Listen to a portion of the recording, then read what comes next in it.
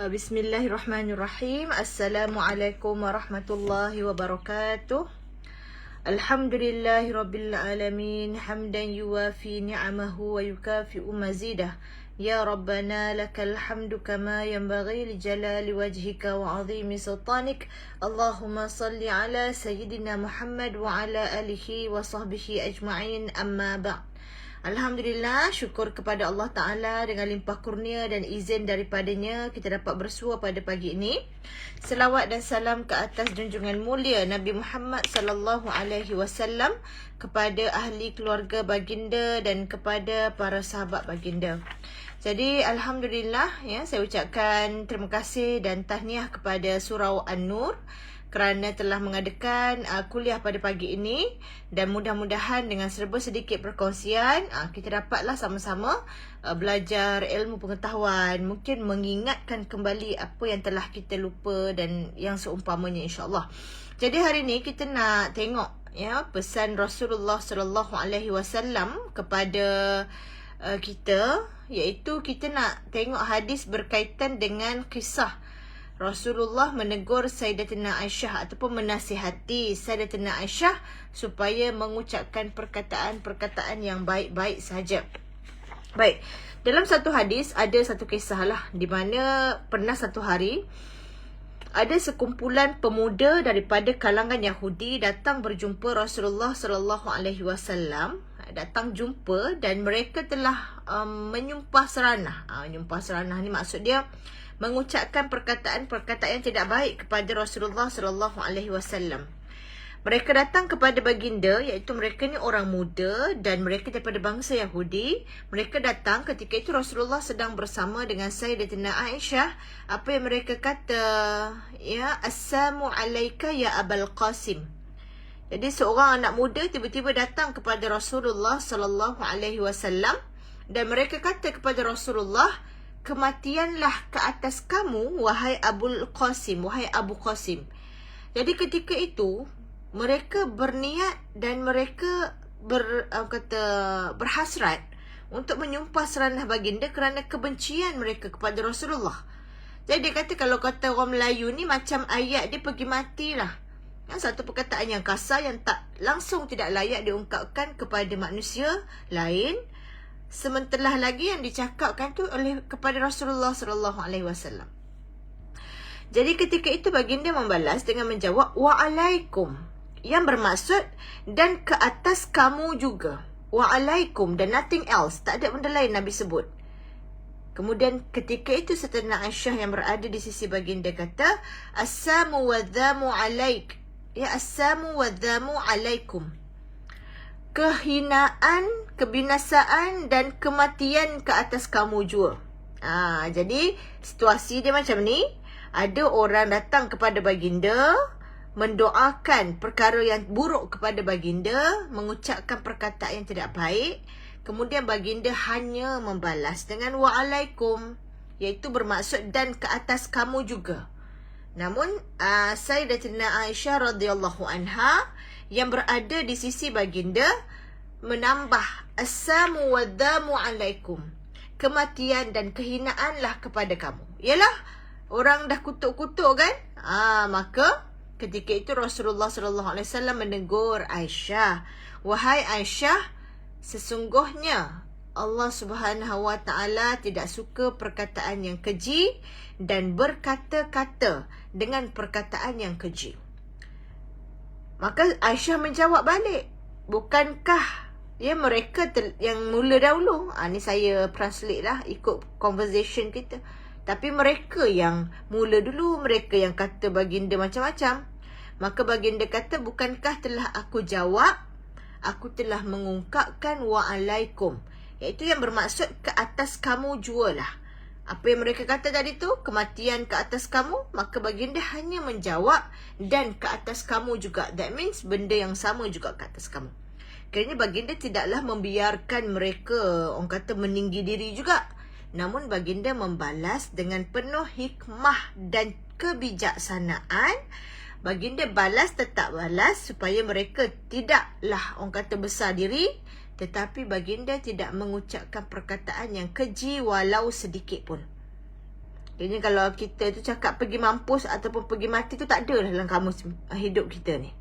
Maka baginda kata apa dia? Sesungguhnya Allah Ta'ala tidak suka perkataan yang keji dan berkata-kata dengan perkataan yang keji.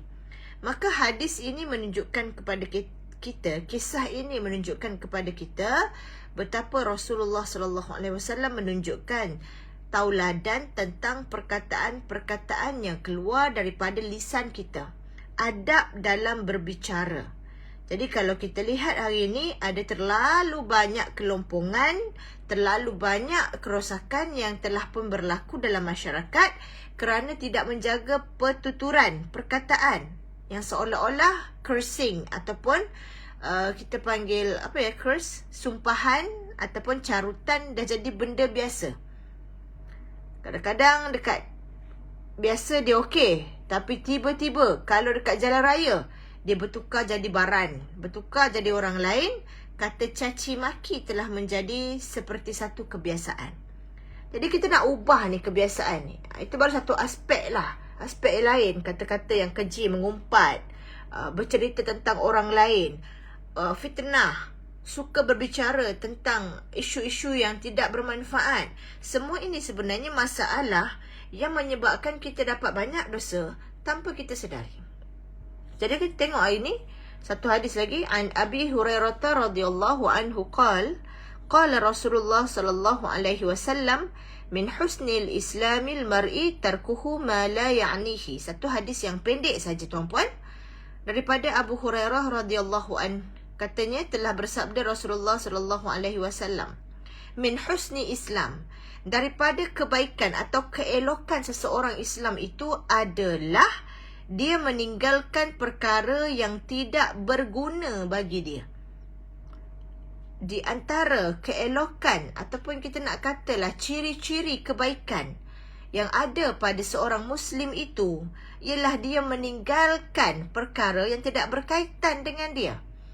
Bukan kata tidak dakwah, ini bukan aspek dakwah, tetapi dalam aspek kehidupan harian, seorang Islam yang baik, dia menjaga dirinya supaya tidak terlibat dalam perkara-perkara yang boleh membawa kepada dosa. Pertama kita tengok, dia meninggalkan perkara yang tidak berguna. Ini bermaksud,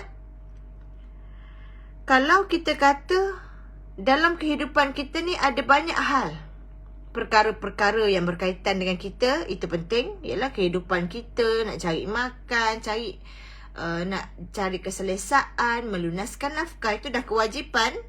Tetapi bila mana kita menghabiskan waktu dalam perkara-perkara yang tergolong dalam golongan yang pertama ini, maka dia telah terlibat dalam orang yang melakukan perkara yang tidak bermanfaat. Mari kita tengok, apakah dia? Orang yang dia suka melibatkan diri dalam perkara yang tidak mendatangkan manfaat dan menghabiskan masa, sama ada dengan perkara yang sia-sia atau perkara yang sememangnya mendatangkan dosa. Jadi kita tengok sesuatu perkara itu ada 4 jenis. Pertama, kita buat perkara yang berguna. Yang kedua, meninggalkan perkara yang tidak berguna. Dan dua-dua ni baik. Melakukan perkara yang berguna dan meninggalkan perkara yang tidak berguna, walaupun nafsu kita suka.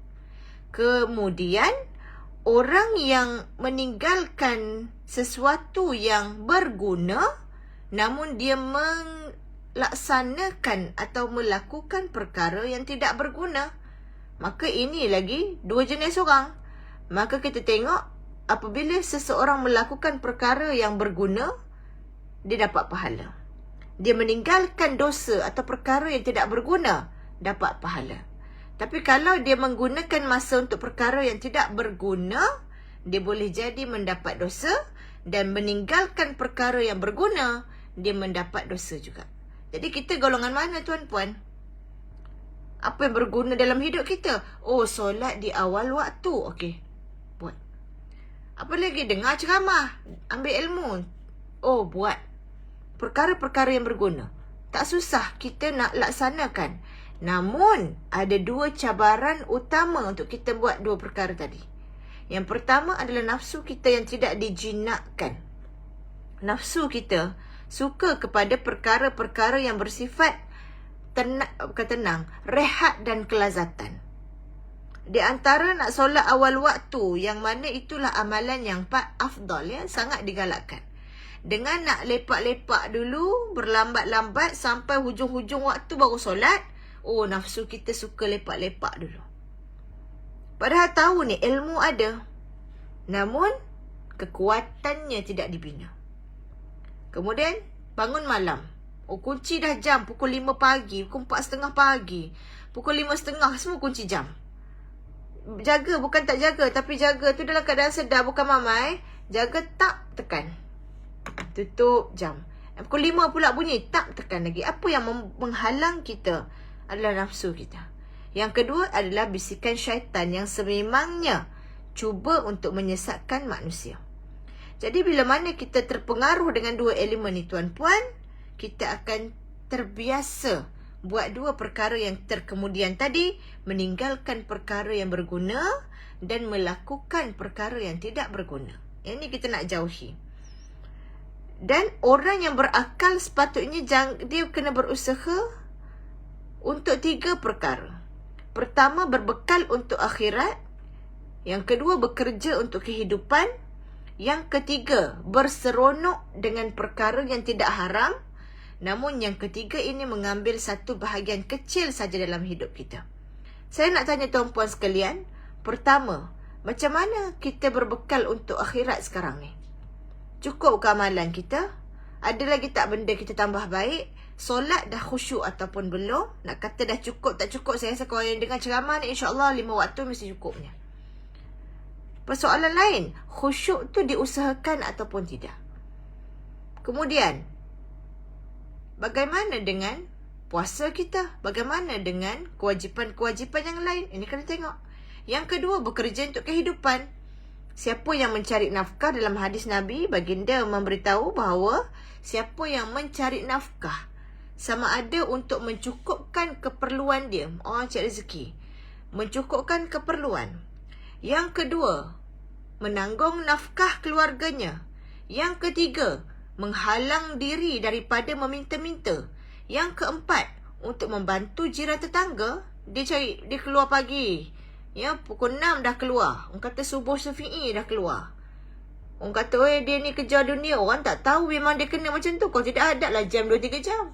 Balik gelap, pergi pun gelap. Nampak dia macam bersungguh-sungguh. Ni tak ingat akhirat ni. Kita tak tahu situasi seseorang. Jadi katalah dia memang berusaha keras mencukupkan rezeki supaya dia dapat tanggung diri dan keluarga dia tanpa meminta-minta. Yang kedua, halang diri daripada meminta-minta tadi. Yang ketiga, dia untuk membantu jiran tetangga. Dah dapat duit banyak sikit, bantu orang lain pula.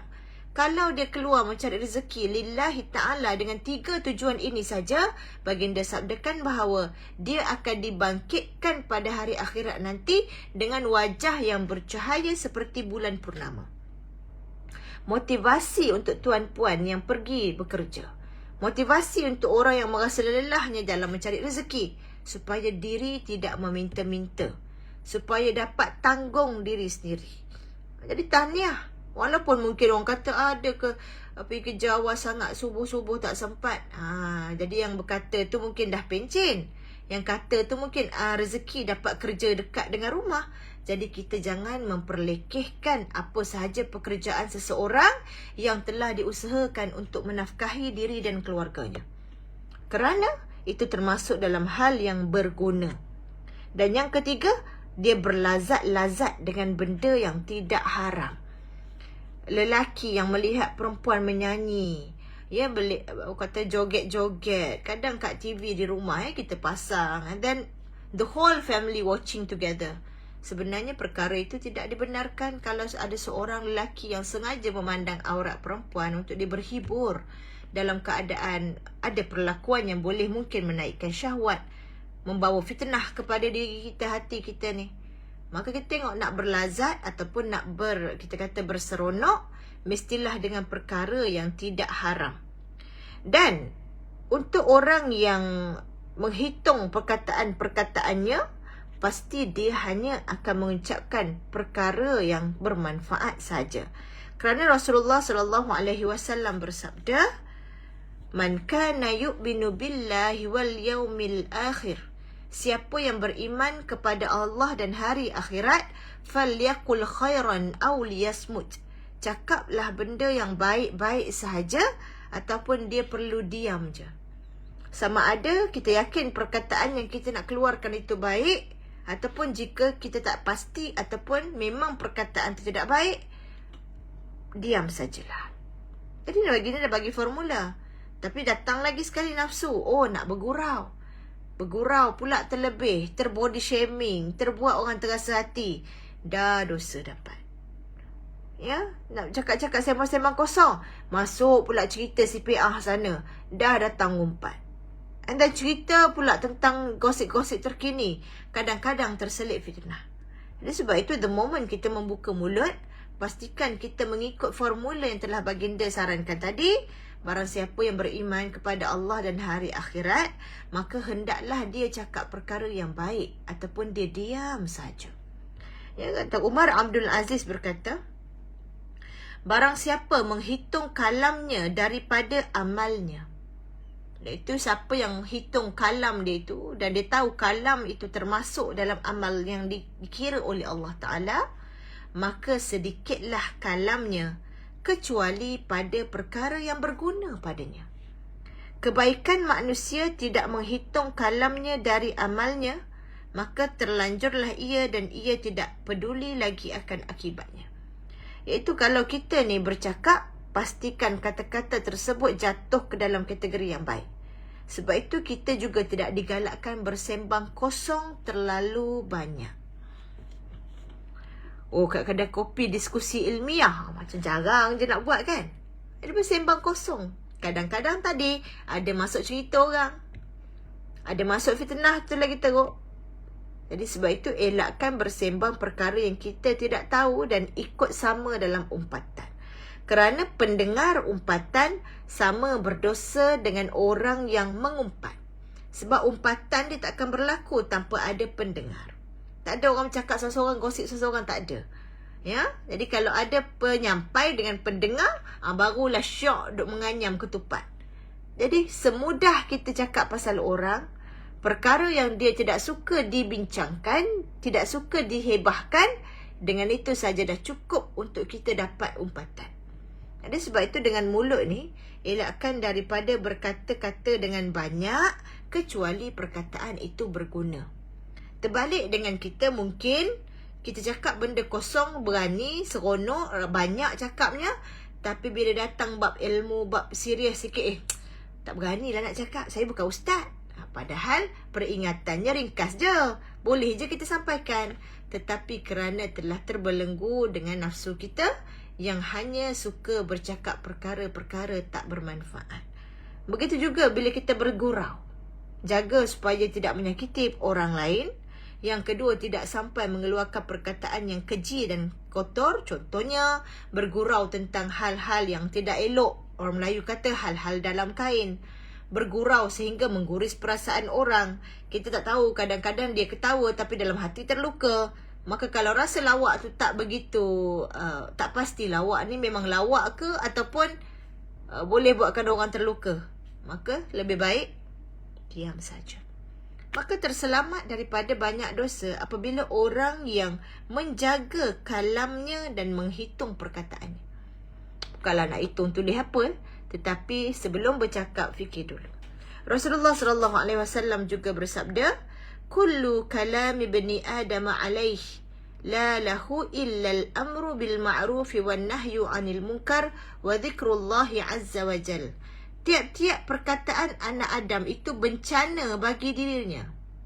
Tidak baginya, iaitu tidak ada bermanfaat baginya, kecuali jika dia menyuruh kepada kebaikan dan melarang daripada kejahatan dan dia ingat pada Allah Ta'azza wa Jalla. Iaitu secara asasnya perkataan kita ni perlu ditimbang.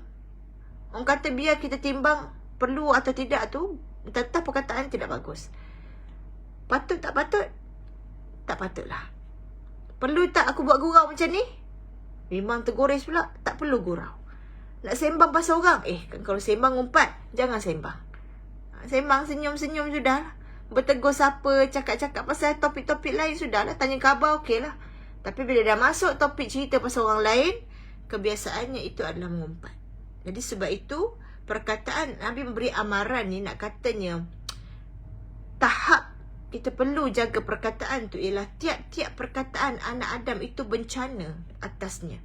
Iaitu bila mana kita melantunkan suara kita saja, ada potensi perkataan itu tidak bermanfaat dan akan bawa keburukan pada kita.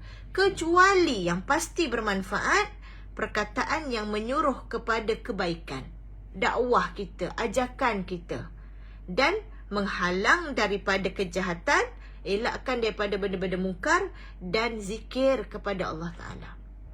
Jadi kalau ikut kita, Allah susah lah. Ya, aku dah lah jenis banyak cakap, aku jenis mulut bising. Orang kata murai tercabut ekor, susah lah macam ni. Jadi kena pandai-pandai lah mengawal. Sebab itu kita tengok kecenderungan setiap orang itu, dia memberikan faedah jugalah. Misal kata orang yang memang dia pendiam, ada faedah dia, dia tak banyak lah bercakap. Tapi kalau orang jenis kepoh, kecoh, dia ada faedah juga, dia mudah rapat dengan orang. Dia tak ada masalah nak bersembang, tak, orang kata tak awkward nak bergaul.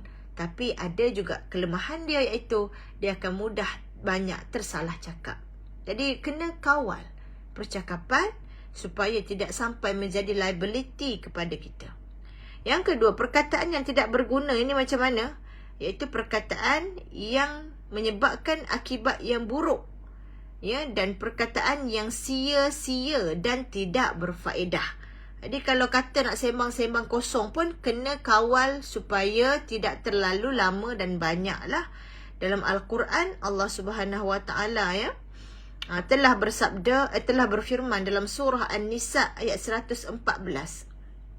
Iaitu yang bermaksud tiada kebaikan pada kebaikan daripada bisikan mereka, iaitu orang-orang yang berbicara, kecuali orang yang menyuruh dengan perkara sedekah atau kebaikan atau perdamaian di antara manusia. Jadi kalaulah kita ni bercakap, pastikan ada purpose perkataan itu keluar. Sama ada untuk menyuruh orang dengan bersedekah, ataupun kita suruh orang buat kebaikan yang lain, ataupun kita nak mendamaikan antara manusia, atau kita cakap perkataan yang sejahtera dan damai untuk manusia lain. Kiranya pernah tak kita jumpa orang yang kalau dia bercakap tu kita rasa hormat? Biasanya orang yang tak banyak cakap lah. Ataupun orang yang banyak cakap ni, dia akan kurang wibawa dia sebenarnya. Oh, datang dah minah kepoh. Kurang wibawa. Terutama yang suka cakap merapu. Betul tak? Saya minta tuan-puan tengok dalam kehidupan kita sendiri. Orang yang selalu cakap merapu ni, wibawa dia kurang. Katalah zaman dulu ada orang melatah. Ada orang cocok dia saja nak bagi latah. Jadi latah ni pun ada jugalah, kena ambil rawatan jugalah ya. Jumpa mungkin psikologis ke, jumpa terapis ke, tengok kenapa boleh melatah sampai keluar perkataan yang tidak elok. Zaman dulu banyak ya. Jadi kalau kita lihat dekat sini, orang yang kita nampak dia kurang bercakap, tapi tiap-tiap perkataan yang dikeluarkan itu berharga, bermakna. Kalau ayat orang sekarang kata deep ya. Bagaimana kita rasa terhadap orang itu? Hormat. Kadang bila dia ada pun kita takut nak ngumpat. Bagus lah tu. Jadi jangan kita pula jadi orang yang bila kita ada, jomlah kita nak cerita sikit ni pasal orang. Bila kita ada je halakah mengumpat. Tak nak macam tu.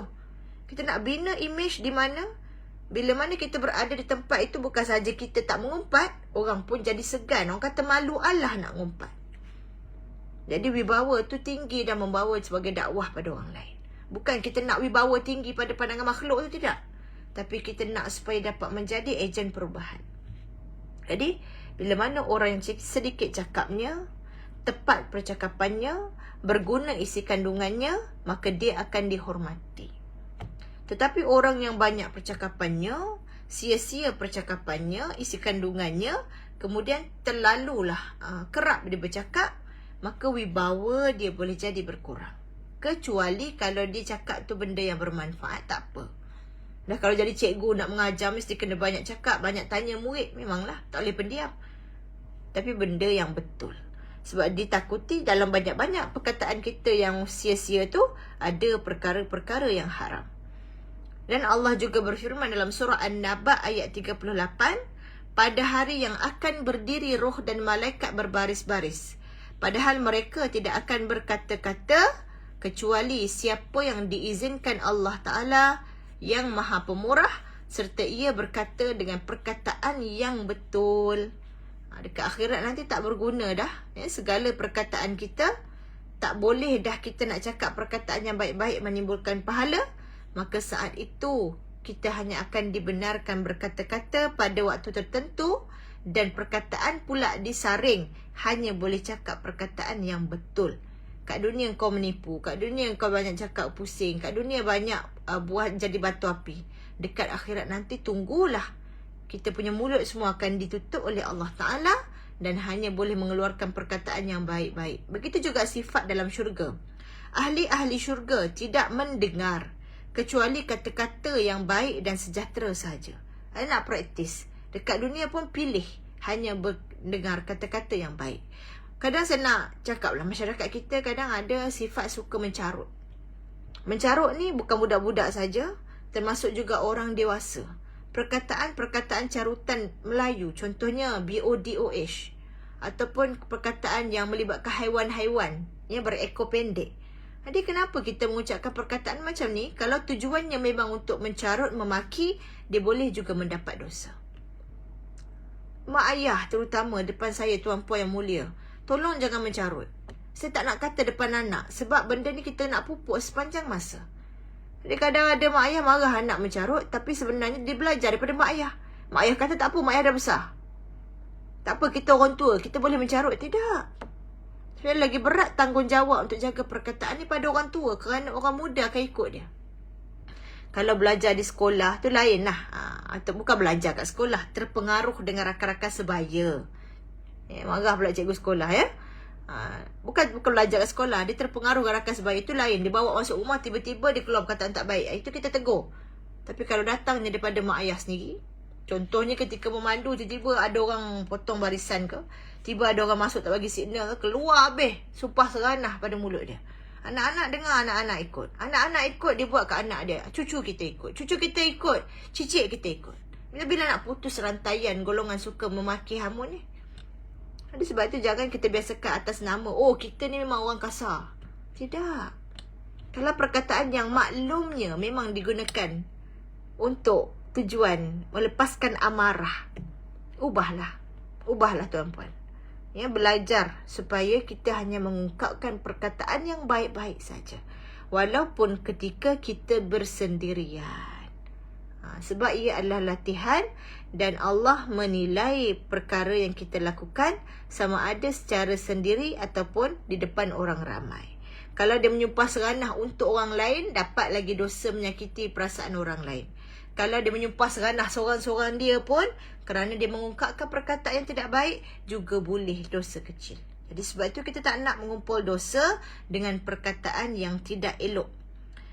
Dan apabila seseorang itu, ya, dia telah meninggal dunia dan dia masuk syurga Allah Ta'ala, macam saya sebutkan tadi, maka dia tidak akan mendengar kecuali perkataan yang baik dalam syurga. Jadi kepada yang merindukan syurga katanya, marilah kita praktis supaya hanya mendengar perkara yang baik-baik saja. Jadi kalau generasi muda, dia punya kata-kata carutan dia lain sikit. Minta maaf saya sebut, contohnya bila cakap-cakap sikit, belakang dia sebut sial. Cakap-cakap sikit, belakang dia sebut perkataan F words, orang Inggeris. Jadi benda ni dilihat sebagai cool. Ya, benda yang cool lah bila cakap-cakap sikit dia sebut benda-benda yang tidak baik. Jadi di mana budaya ni dibawa? Daripada hiburan, ya, daripada apa yang didengar dan ditonton. Maka mak ayah di rumah yang dah datang ceramah, dah dengar pengisian, we have to neutralize. Elakkan anak-anak daripada penonton benda-benda yang banyak fucking words. Kita kata tu kan, kalau bahasa Inggeris tu dia ialah fucking words lah, benda-benda carutan. Jadi sebab itu cursing words, dia banyak golongan muda juga terjebak. Kalau tuan-puan tengok, analisa sikit cara anak-anak bercakap. Ada benda tak baik, contohnya F words yang saya tersebutkan tadi kan. F words, itu tak patut dibiasakan. Itu adalah carutan. Shit, contoh SHIT. Itu pun carutan orang moden. Jadi kadang-kadang bercakap dengan kawan-kawan, sebut perkataan tak baik. So, peranan ibu ayah, tegur direct. Dan tegur secara langsung. Maksud dia tegur baik-baik lah. Budak-budak remaja dah besar ni, bukan boleh kita marah-marah beria, nanti jatuh air muka dia. Dia malu, lagi susah terima teguran. So, cakap baik-baik. Dan substitute, tuan-puan, gantikan dengan perkataan lain sebagai rencah dalam berbicaraan. Rencah kita dalam berbicara tu, ganti dengan perkataan lain. Iaitu contohnya subhanallah ke, kalau kata, oh lawa gila. Lawa gila. Tukar kepada Masya Allah cantiknya. Tapi kita kata, nanti orang kata kita ustaz. Malu pula. Jangan malu buat benda yang baik. Dan bila kita initiate perkataan yang baik, orang lain juga rasa selamat untuk buat juga. Tak malulah nak buat sebab orang lain pun cakap benda yang sama. Maka dia dah membawa kepada usaha qudwah hasanah kita. Ya, menunjukkan dengan cara yang baik. Jadi sebab itu hari ini secara kesimpulannya, kita yang pertama nilai dan timbang dulu perkataan yang keluar daripada lisan kita. Kerana dibimbangi jatuh dalam kategori dosa. Ini yang paling kita takut. Kerana dibimbangi jatuh dalam perkataan yang tidak berguna untuk kita. Bahkan lebih teruk, dibimbangi perkara itu menjadi kebiasaan dan kita sudah tidak rasa berdosa lagi. Itu contoh suka bercakap pasal orang lain. Dia dah menjadi satu hiburan harian. Maka elakkan. Yang kedua, elakkan daripada membalas cacian dengan cacian juga. Tiba datang orang maki, kita nak balas dengan maki. Kita pun sama, orang kata aras yang sama dengan pemaki itu. Jadi jangan jadi aras yang sama. Kita bukan nak kata kita baik sangat, tapi kita nak jadi baik itu. Ya, jadi kita kalau orang maki macam apa yang berlaku pada baginda tadi, ada pemuda Yahudi maki baginda. Maki baginda hanya membalas dengan wa'alaikum dan kamu juga, tanpa menyebut langsung perkataan yang tidak elok itu untuk membalasnya. Ya. Kemudian yang terakhir sekali ialah kalau kita nak masuk syurga, biasakan mendengar dan berbicara yang baik-baik saja, kerana itulah sifat di dalam syurga. Untuk motivasi kita lah, insya-Allah. Jadi mudah-mudahan kita dapat mengubah sebesikit. Pagi ni kalau tuan-puan dapat satu benda pun dah cukup. Iaitu jangan menyumpah seranah dan didik keturunan kita untuk tidak menyumpah seranah. Ya, dapat iaitu dah cukup. Kalau memang jenis tak menyumpah seranah. Yang kedua, cakap perkara yang bermanfaat saja. Kalau tidak bermanfaat, tinggalkan. Orang yang banyak cakap, kurang wibawa. Orang yang kurang bercakap, tinggi wibawanya. Jangan salah faham pula. Cakap yang baik-baik banyak pun tak apa. Dah nak berdakwah, takkan 10 minit saja. Kan? Cakap yang baik-baik tak apa. Tapi bila campur perkara yang tidak baik, bergurau berlebih-lebihan, maka kuranglah wibawanya, bertambahlah salahnya. Mudah-mudahan kita dapat menjaga lisan kita supaya mengungkapkan perkataan yang baik saja sebagai mengikuti apa yang telah baginda tunjukkan kepada kita, dan juga supaya kita dapat banyak pahala dan dapat mengelakkan dosa daripada lisan. Wallahu alam. Saya ucapkan ribuan terima kasih kepada Tuan Mat, Tuan Haji Syukur, Puan Nayatima, Tuan Alias, Puan Syamsia, Puan Fariza, Tuan Farhan yang menonton pada pagi ini, dan lain-lain yang masih setia menonton. Wabillahi taufiq wal hidayah. Assalamualaikum warahmatullahi wabarakatuh.